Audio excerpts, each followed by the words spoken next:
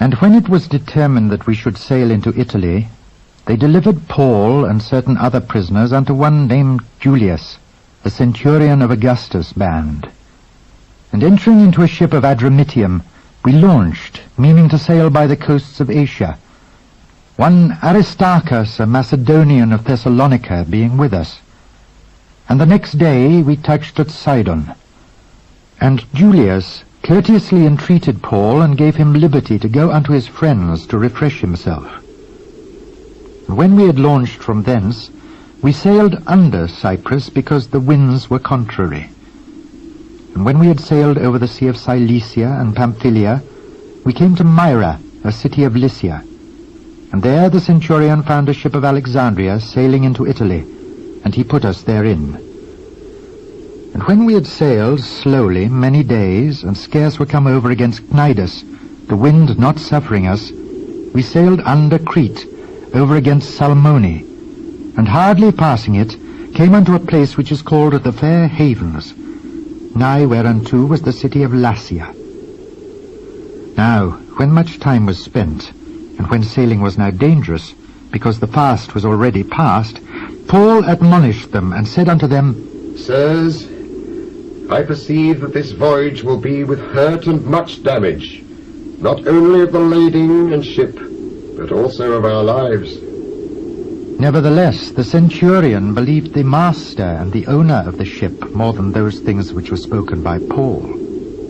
And because the haven was not commodious to winter in, the more part advised to depart thence also, if by any means they might attain to Phoenicia, and there to winter, which is an haven of Crete, and lieth toward the southwest and northwest. And when the south wind blew softly, supposing that they had obtained their purpose, loosing thence, they sailed close by Crete. But not long after there arose against it a tempestuous wind called Euroclid. And when the ship was caught and could not bear up into the wind, we let her drive. And running under a certain island which is called Clauda, we had much work to come by the boat, which when they had taken up, they used helps undergirding the ship, and fearing lest they should fall into the quicksands, strake sail, and so were driven. We, being exceedingly tossed with a tempest, the next day they lightened the ship. And the third day we cast out with our own hands the tackling of the ship. And when neither sun nor stars in many days appeared, and no small tempest lay on us, all hope that we should be saved was then taken away. But after long abstinence, Paul stood forth in the midst of them, and said, Sirs, ye should have hearkened unto me, and not have loosed from Crete, and to have gained this harm and loss. And now I exhort you to be of good cheer, for there shall be no loss of any man's life among you, but of the ship. For there stood by me this night the angel of God, whose I am and whom I serve, saying, Fear not, Paul, thou must be brought before Caesar. And lo, God hath given thee all them that sail with thee.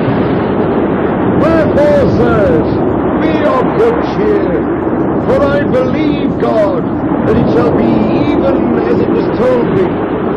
Howbeit we must be cast upon a certain island. But when the 14th night was come, as we were driven up and down in Adria, about midnight the shipmen deemed that they drew near to some country, and sounded, and found it 20 fathoms. And when they had gone a little further, they sounded again, and found it 15 fathoms. Then, fearing lest we should have fallen upon rocks, they cast 4 anchors out of the stern, and wished for the day.